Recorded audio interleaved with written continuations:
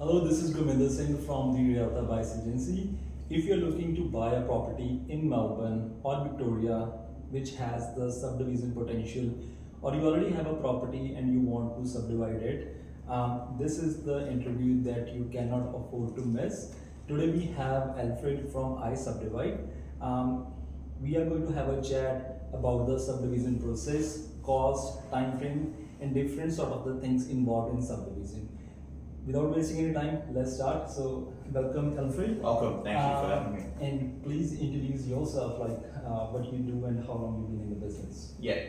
So Alfred from iSubdivide. Yeah. We're town planning and subdivision experts. We've been in the game I've been personally in the game for about 22 years, doing developments, construction, registered builder, so DBU. So a few facets of the industry, but like I said, we specialise in town planning, subdivisions for property developers. Perfect. Yeah. So today we are going to have a chat, Alfred, regarding the subdivision. There are a lot of investors from interstate and from Victoria as well. Those are interested in Victoria, particularly in Melbourne, and they want to spend their money where they will have the potential of subdivision or a potential of granny flat. So I want to ask the first question. What are the key steps involved in the subdividing land in Victoria? Stage one is getting permission from council, and that's where you'll get town planning, plans and permits in Victoria. DA is interstate, DA approved. So step one is to get your permission from council, and then stage two will be if, let's say, you're doing a 2 or 3 unit development, townhouses, so knock down, put 3. You've got the permission from council, which is stage one. Stage two is then either constructing them, so building each townhouse, or you can subdivide the land before construction. All right. And there's a process with that, right? So you'll need to do services, you've got to get into a 173 agreement. So, there's a couple of ways to peel the onion in that regards. You can either construct first the houses and then subdivide, or you can subdivide first, put all the services in, then go to title's office and get it 3 separate blocks. And what is the best way to do that? Subdivision first and then construct, or construct first and then subdivide? Recommendation, like I said, everyone's going to be in a different circumstance. Recommendation is you get to stage one and then you build, right? And I say that because you will then utilise the bank's money to do all the services, right? And there's, it can add up.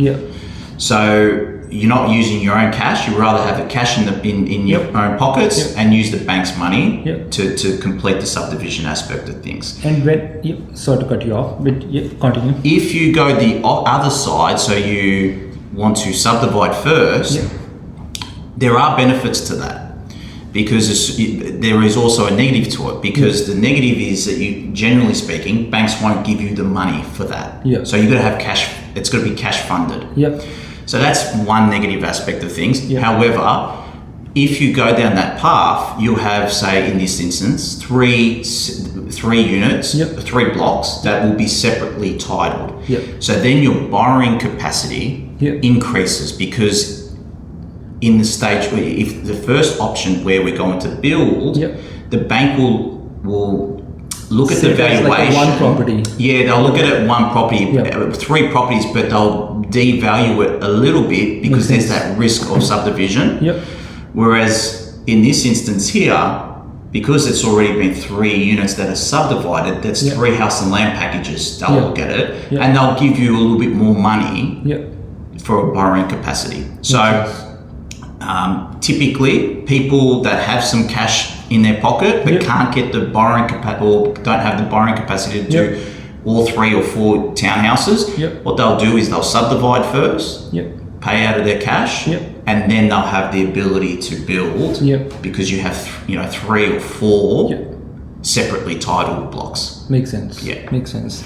Now that's good, because I have seen some investors, they built first and they keep it as it is for a few years, and when it comes to selling those assets, they subdivide and Yeah. sell it individually. Yeah. This is a good approach. Yes. Yeah, and one thing you've got to make sure you understand, you don't actually particularly have to subdivide. Yeah. So you can build, say, 2 units or 3 units and not go through subdivision. Yeah. Right? You still need to go through town planning, Yeah. but you don't need to subdivide. Yeah. Only when you want to sell one, Yeah. then you have to subdivide. Separately. Yeah. Perfect. Yeah. And when it comes to the zoning restrictions like airport overlays or single dwelling restrictions, Yeah. there are too many other things that you need to consider before taking that decision that this block is subdividable or not. Yeah. What are the main sort of the 3 or 4 overlays or the restrictions that buyer has to aware of Yeah. before buying any sort of a property? So you're going to start with the planning report, right? Yeah. And the planning report's going to give you an indication of what zone are you in. Yeah. So whether in farming, Yeah. if you're in neighbourhoods zone, Yeah. if General you're in a general residential, residential zone, or you're a growth or activity zone. Yeah. So those are important, Yeah. right? So that's the starting point. Then after that, you'll have your overlays, what you mentioned. So some typical overlays that you'll get will be bushfire overlay. You'll get a flooding overlay. Sometimes heritage. Heritage is Yep. another one. Yep. So those are sort of restrictions that you've got to make sure that you do your due diligence Yep. and not rush towards. Yep. But the zonings is also critical. Yep. If you've got a farm where the minimum requirement subdivision is 100 acres and you've Yeah. got 180 acres, Yeah. unluckily, Yeah, you won't you be able can't. to subdivide, Makes right? sense. And you might not have any overlays on it, Yeah. but you've got to look at your zones, Yep. and then you look at your overlays. And these sort of a zoning is defined by the council. Council, but so the zoning is the government, the Yep. planning minister Yep. will put, the councils will just adhere to that, Yeah. right? Single dwelling covenants Yep. generally is a planning, Yep. a planning minister's involvement. Yep. Urban growth zones, all that type of stuff. Yep. They're all planning in that aspect. So, you got to just be careful. You got to do your due diligence. Yeah.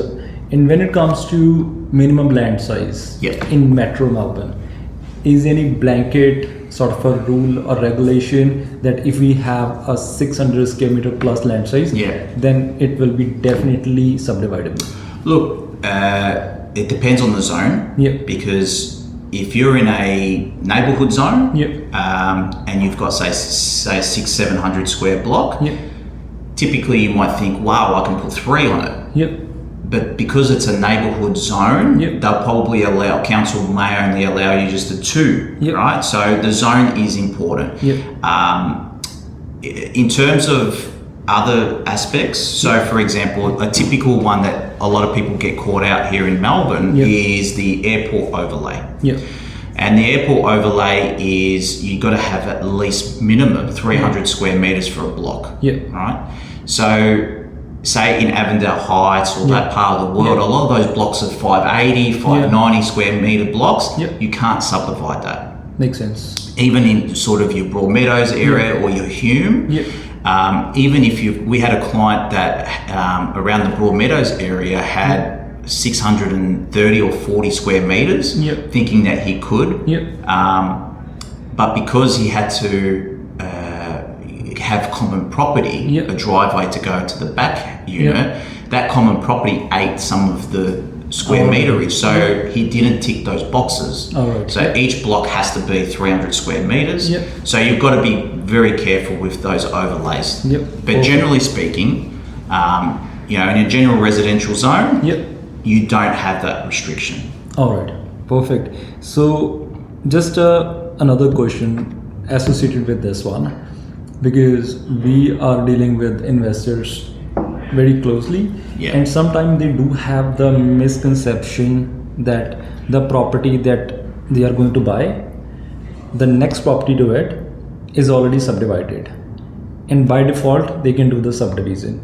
But there are few other things that kicks in, like easement Yeah. and other stuff, Yeah. and all of a sudden they realize that after purchasing the property that they can't do anything. Yeah, or they're restricted. Yeah. So yeah, sorry, go. If you can shed some light on the easement sides of the subdivision, that would be great. Yeah, so easements, you definitely got to obviously make sure that you're away from. So easements can be sewerage, so be your water authority, whether it's Western Water or Barwon Water or Yarra Valley. There's a sewer pipe or an asset that you can't be close to, right? There's a drainage easements as well that we got to consider, which is typically your council stormwater.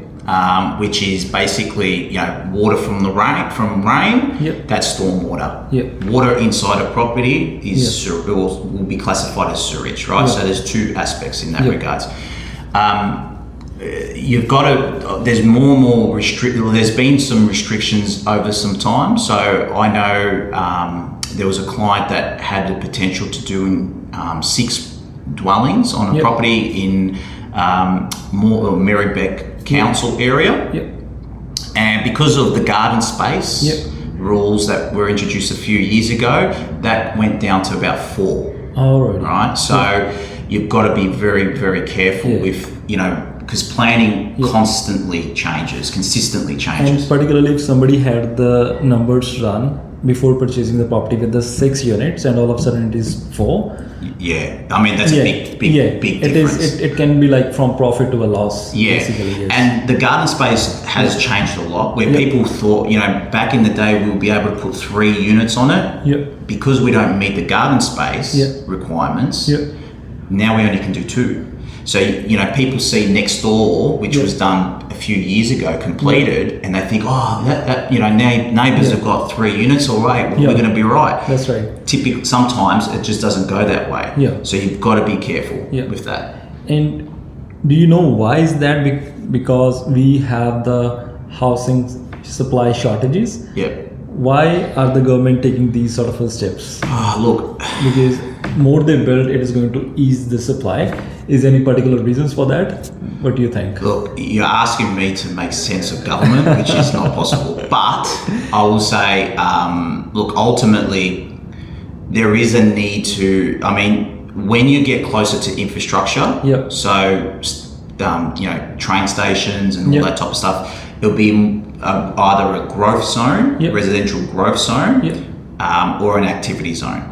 And what that does is it allows you to go higher and more density. All right. So government want, residents to be closer to those infrastructures. And in the suburban houses, what we saw was concrete jungles getting constructed. And I'm only assuming that's why they want to sort of allow a little bit of a backyard. If you have a family, you want sort of the kids to play a little bit of a backyard rather than just a driveway at the front. It feels like an apartment on the ground.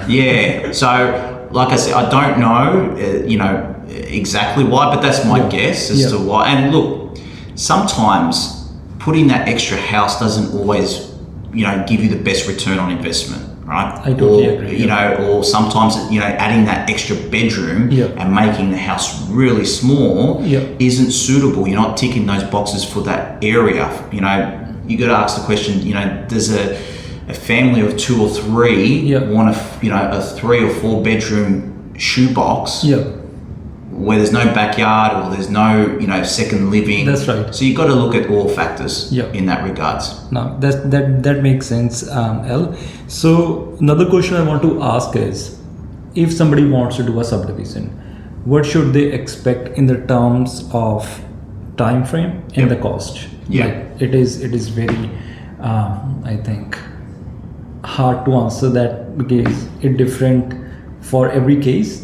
I completely get that, but at a high level, what we can expect in the terms of time and cost? Look, it depends on the application. If you've got a knockdown and put 2 side by sides, that's a simple application. If you want to put 6 or squeeze as many units as possible, you might have a little bit more resistance from council, maybe the neighbours. So that would also delay the process. But typically, anywhere between a 4-month for a very simple, process, to 12 months. Or if you get objections from your neighbours, Yep. and you've got to go to VCAT, you know, Yep. that could prolong the whole process. Yep. Right. So, but typically, you know, a 4 to 12 month Yep. process, and you should be very close, if not got the permit. Is it like 4 months for the planning permits or the building permits included in the 4 Yeah, months? great question. So we're talking, so stage 1. So Okay. getting permission from council, Yep. which is that stage 1 process. Yep. Stage 2 it depends on which way you want to go. If you Yep. want to put the services in first, Yep. and then subdivide the land, Yep. you probably might need to allow another 3 to 5 months, Yep. that process. Yep. Or if you're going to construct, so you got stage 1 and now you want to build the townhouses, Yep. that could take 12 months, 15 sense. months for construction. Yep. And in a month or two, Yep. you should be able to go to title's office Yep. and get, you know, a Yep. subdivided From property. like if it is a simple subdivision, then it might take from a year to 2 years when the building is ready and set to go. Yeah, completed. Yes. Yeah. Look, typically, if it's a, you know, let's just keep it simple. Yep. You know, a dual lock. Yeah. You know, Yeah. two houses. Yep. You get, let's say, a 6-month permit. Yep. So stage 1 is 6 months. Yep. And then approximately 9 to 12 months construction, and then it's all ready for you to do what you want to do, whether you rent it or whether you sell it. All right. Yeah. And if we are talking about side by side or a better legs, like Yeah. simple subdivisions, 1 to 2, what sort of a cost can anybody expect? Look, stage 1, you've got to allow around that 15-20 mark, give or take. Yep. That will get you stage 1. Yep. Stage 2, if you build, Yep. depends on what it is. If it's Yep. a double story or if Yep. it's single story, how big it is. Yep. So that's sort of something you It have is to have a very subjective, discussion. yes. You've got to have that discussion with your Yep. builder. But if you do stage 2, which Yep. but you do the Subdivision with the land supplies. Yep. first, Yep. you know, you've got to budget yourself around that 50 to maybe 70K. Yep. Right. It depends. If you do a battle axe, Yep. you know, it's going to be more towards that 70,000. Yep. And that's because you got to do a longer stretch of Yep. driveway. Yep. If you do side by side, it's less. Yes. So, you know, you might get closer to that 50, maybe Yep. 60 mark. Yep. But yeah, those figures are sort Yep. of generic. Obviously. Yes. Obviously, Yep. yeah. Yep. So at a high level, if somebody wants to do a better legs or side by side subdivision, Yeah. so they can expect something like altogether for step 1 and step 2, it is going to be close to 70K to 100K at a high level. Macro level, Yeah. yes. You know, you might be able to pinch a little bit down, Yep. and bring those costs a little bit lower. Yep. But it is dependent on the site. Yep. You know. And coming back to my first question regarding the process, as you mentioned, like in step 1 in the planning permits, in planning permits, are the council give us a checklist, guys? This is the checklist. If you will remove the, let's say for an example, we are doing the Battle X subdivision. Yes. We do have a carport on the side. They will give us a checklist. Remove the carport. Remove this. Do these things, and we can able to subdivide it. So this is how it works. Yeah. So once once we've got the okay from our client, Yep. right, the plans, yep, we're ready to submit to council. We submit it to council, Yep. And then council will come back to us with what we call an RFI, Yep. so request for further information. Yep. And in that they'll have, you know, some concerns or, you know, questions that they want answered. And that's what we deal with. You know, we deal with, you know, the res code, Yep. you know, if they've got any concerns about that. So they'll highlight some of their concerns. Yep. And then it's just about coming to a common ground, Yep. working with council, Yep. building that relationship with them, Yep. so that, you know, they're happy and obviously our client is happy, so it's a win-win. And then once they're content with everything, they being council, they'll approve it to go to advertising. All right. So advertising is when you get a sign. So you'll see, when you're doing the development, there'll be a sign at the front saying, proposal is 3 townhouses or 2 side by sides or whatever it might be. So advertising is about 2 weeks process. So has to stay there. You'll sign a stat deck saying it's there, and it gives the opportunity for your neighbours to object to council. At that point as well. At that point. Okay. So then after 14 days of advertising, typically, then council will assess if there's any objections. If there's no objections, then that's a bonus. That's you'll get a permit typically 4 to 6 weeks after advertisement. Typically, if there is an objection, council have to give the objector the right to go to VCAT. All right. Right. So if the objector doesn't go to VCAT, then you'll be in a situation where you'll get a permit about another 3 or 4 weeks after the objector's that time. The objector has 4 weeks after advertising to go to VCAT. If that person doesn't, around 4 weeks after that, you should be in a position to either get a notice of decision from council saying we approve, or we don't. All right, perfect. Another question associated with this one I have in my mind. When you say they will go ahead and ask from the neighborhood regarding the subdivision permission, in that matter, are they going to ask the neighbors just next to them or the whole street? Like, who are the neighbors? Yeah, good question. So typically, they'll the neighbours, typically it'll be maybe 1 or 2 neighbours on either side. Across the road, behind. So the immediate surroundings will get notified via mail, typically. And then the rest of the street will have the ability to look at that on the sign.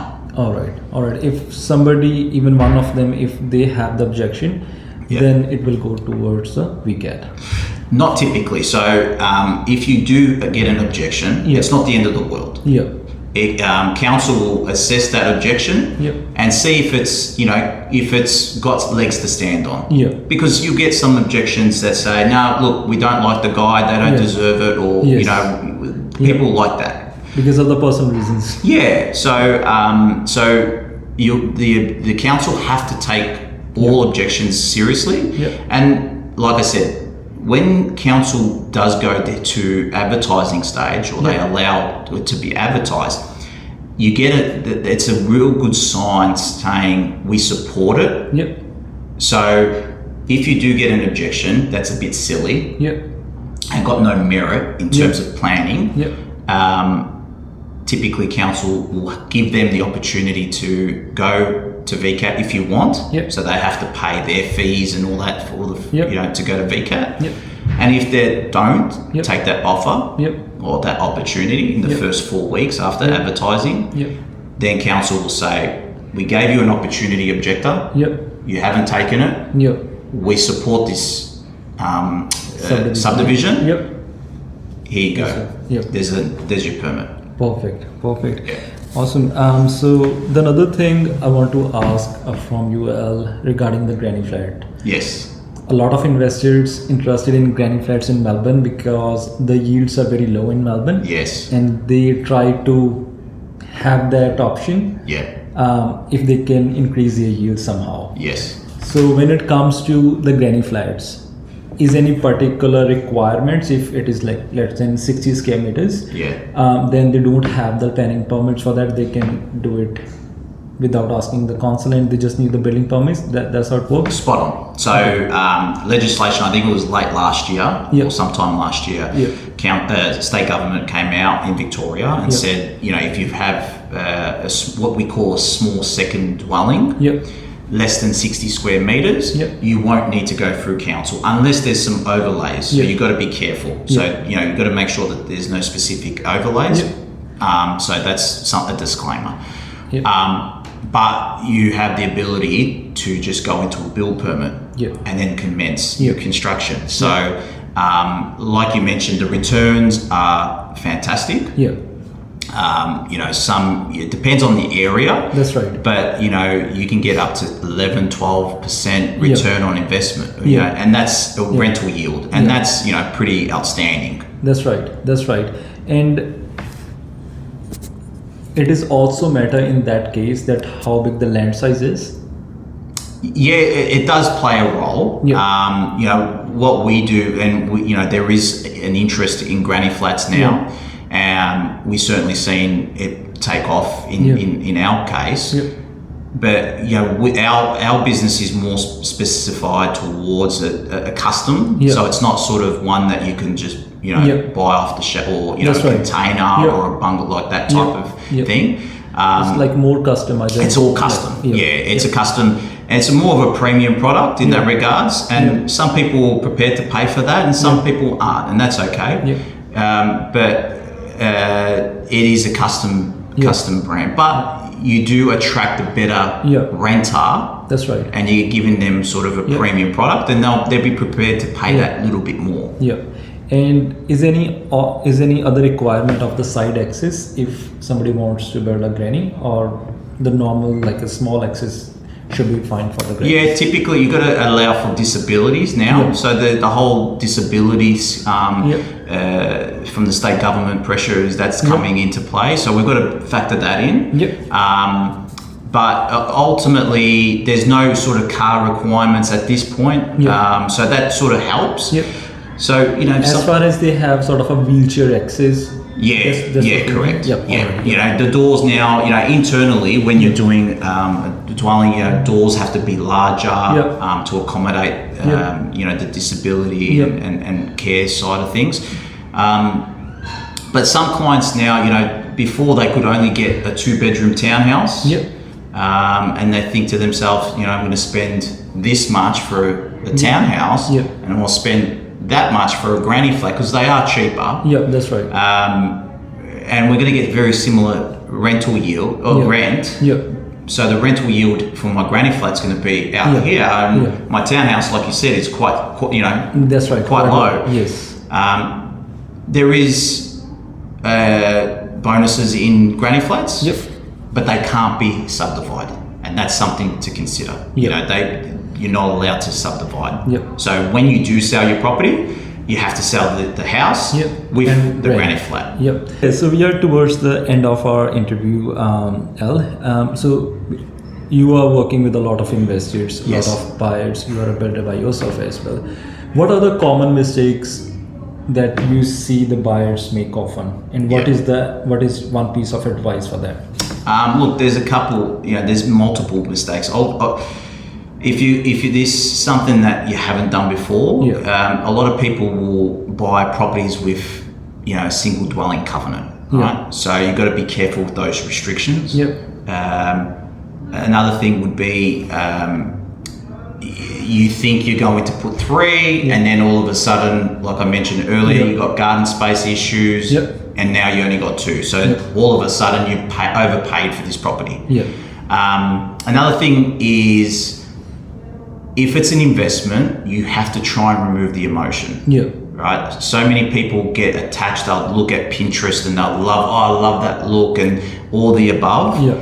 And they'll spend another 40, 50, 60,000, but they don't get that in return. So if it's investment purpose only, you got to make sure the ROI, return on investment. The most important thing. And then lastly, you got to have a good team behind you. You got to have someone that's going to be experienced, give you some multiple ways of peeling the onion. We like to always refer it to, because there always is. There's always a way to doing something. You just got to sort of weave and find that. If you have the right time, they can sort out they can rescue you basically.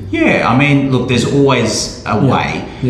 So having the right team, the consultants and team behind you, it gives you that best foot forward moving forward. Perfect. And before we finish, El, please let us know about your services, your business. We have used your services a few times already, and we love that. It is really detailed, informative, and cost efficient. If you can tell about your services to the listeners, that would be great. Yeah, no, look, we love working with you guys as Yeah. well. Look, ultimately, what we specialise is town planning. Yeah.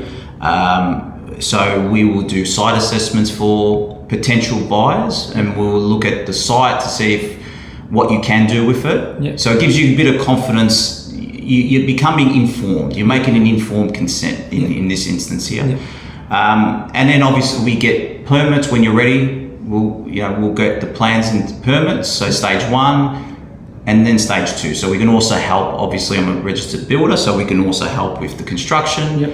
And get it home to you so that you've got your multi-unit developments. And a lot of our clients are sort of your mum and dads. They work full time. They don't have enough time to sort of deal with That's right. the chaos that That's property right. development Yep. is. And it's not always smooth sailing. Yeah. Right. Even with the best team, there's always going to be small little hiccups. Yep. And you want to have a good team to deal with those hiccups. Yeah. And if you can elaborate your site assessment report, I love that service, and I have already used, as I mentioned, a few times already. Yeah. If you can explain to the audience, that would be great. What is included in that site assessment? So the site assessment is typically used for clients that want to buy a property. So you'll get a report where you'll learn about the restrictions, what is possible on that site. Whether, how big, how many bedrooms, how many bathrooms. So then, like I said, you can put 3 bedrooms, 2 bathrooms, 15, 16 squares, and then you can do your own research. What are they selling for? And then you start doing the small feasibility. Obviously, it will have costs to get to complete stage 1. So then you make a decision whether, it stacks up financially. There's no point in spending thousands of dollars up front and then realizing, doesn't stack up and we're going to lose money on this property. Yes. Property transaction has like a huge cost involved. Yeah. And it is always better to take expert advice when you are spending $500,000. It is best to take a professional advice before taking any sort of a decision if you are particularly looking for subdivision or a potential of the granny flats. So thank you very much, El. Pleasure. It is absolute gold information for the listeners. Thank you very much for your time and all the information, and I hope it adds a lot of value. Please contact L from iSubdivide if you have any sort of subdivision needs. So that's pretty much it. This is Gurminder from Realta. Thank you.